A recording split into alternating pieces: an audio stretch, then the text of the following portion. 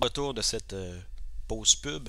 Comme on a pu voir, la pub, la campagne de HP est intrigante dans le fait qu'on a utilisé deux porte-paroles totalement différents. Un étant Pharrell, donc figure du hip-hop, figure du R&B, la mode plus urbaine, et Paulo Coelho, auteur reconnu, plus intello. Et les deux font la promotion, mais ô combien efficace du même produit. Personnellement, je pencherais plus sur le côté de ce qui est fait par Paulo Coelho. Pas que je suis un intello, en fait, je pense que la seule fois que j'ai tenté de lire un de ses livres, je suis tombé endormi à la page 47. Mais encore là, Pharrell ne m'intéresse pas, ne me touche pas personnellement. Autre exemple de code, on a cette affiche en entrée d'un musée. Demandez-moi pas quelle exposition c'est, je ne sais juste pas. Mais affiche qui est rédigée en langue texto. Donc, before you enter, turn your cell or ringer off. Talk to you later, peeps around. By the way, talk soft. Text or video message or call later. Donc, encore là, une pub qui va rejoindre quoi? Il va rejoindre les 12, 18, 25 ans qui ont des cellulaires et qui n'ont aucune éthique d'utilisation de cellulaire. Encore là, vous êtes chanceux que je sois en Europe pendant 2 semaines, parce que je suis sûr qu'il y a eu au moins une personne dont le cellulaire a sonné et que j'aurais pu niaiser en classe, que j'aurais pu faire avoir honte un petit peu. Donc, le code est important et il y a des moyens fort bien efficaces de l'utiliser. Le canal, encore là, on a une cible, donc un groupe de gens qu'on vise et qu'on touche via un code, et ce message-là doit être diffusé sur un canal. Et là, je ne parle pas nécessairement d'un poste de télé, mais un canal dans le sens qu'il faut lui donner un véhicule. Encore là, véhicule, je ne parle pas d'auto, mais il faut une manière pour que le message se rende. Il faut soit un espace de diffusion, un moyen de diffusion, que ça soit de l'événementiel, ça peut être une conférence, ça peut être un spectacle. Si c'est du virtuel, ça peut être soit dans Second Life. Présentement, les forces armées canadiennes ont des kiosques de recrutement sur Second Life. Est-ce que c'est efficace? Je ne sais pas. On n'a pas les données. Encore là, la défense ne nous donnera certainement pas des données d'analyse pour analyse, mais ça nous donne des canaux qui sont utilisés. En gros, si votre cible ne va pas ou ne consulte pas ou n'est pas influencé par ce canal, et si le canal utilise un code qui n'est pas propre au message, ça ne marchera juste pas et vous allez gaspiller votre argent. Et pour ça, il faut connaître ses habitudes. Il faut aller rejoindre le client où il se trouve. Les AdCards, les Nielsen et autres rapports vous permettent de quoi? Vont vous permettre d'identifier c'est quoi la clientèle cible, c'est quoi les groupes les plus touchés par un média ou autre. Un média.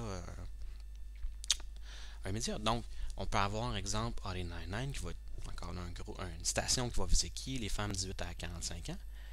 Et avoir Live 85 qui va viser les man-teens, donc les hommes qui restent ados, en fait, tous les hommes, plus dans le 18-35, 18-40. Juste là, on a deux canaux totalement différents pour rejoindre quoi? Deux cibles différentes. Et si on regarde le code utilisé, chez RE99, on va avoir des émissions un petit peu débilitantes. The Morning Hot Tub, il n'y a pas grand contenu intellectuel là, versus Live 85, on va avoir quoi? On va avoir le startup avec des. En fait, on va avoir le maire O'Brien qui va être là assez régulièrement. On va avoir des invités qui vont venir nous parler de différents projets, de différents produits technologiques, de différentes initiatives de la région. Donc, on a, je dirais pas une émission intello, mais quelque chose d'un peu plus intelligent. Le canal peut être en fonction d'une programmation ponctuelle, donc d'une émission.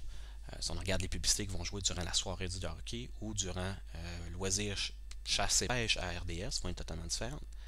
Ou ça peut être en fonction d'une chaîne de télé. Si on regarde Z-Télé, pour ceux qui ne captent pas les chaînes câblées québécoises, Z-Télé est un peu comme Space Network, donc des émissions de technologie, je dirais même à la limite sport extrême, donc l'aspect plus action de Discovery Channel, et aussi la science-fiction. Donc ça va ressembler un peu à ce sens-là. Et si on prend exemple Canal Vie, qui est vraiment exemple un TLC, ou les émissions matantes de A&E ou de Discovery, on va avoir encore là deux canaux différents et on n'aura vraiment pas les mêmes pubs d'une station à une autre, peu importe le genre d'émission.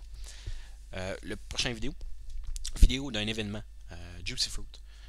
Événement, parce qu'encore là, c'est un vidéo intéressant dans la mesure qui démontre ce que je veux dire par canal.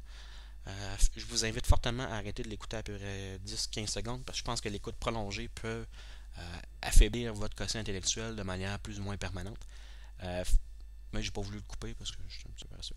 Donc, je vous invite à regarder cette vidéo-là. Juicy Fruit, qui a relancé son nouveau vieux format.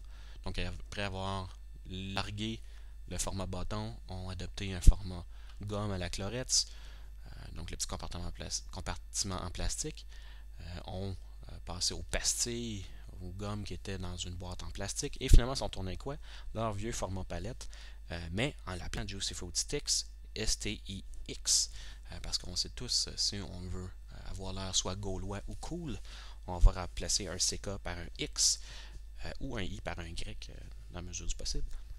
Donc Juicy Fruit qui a une cible plus jeune, un code plus jeune, se lie avec les événements. Donc on va regarder la vidéo de Juicy Fruit Sticks. On se revoit dans 15-20 secondes, dans une minute, tout dépendant de votre niveau de patience et de tolérance à l'inacuité intellectuelle.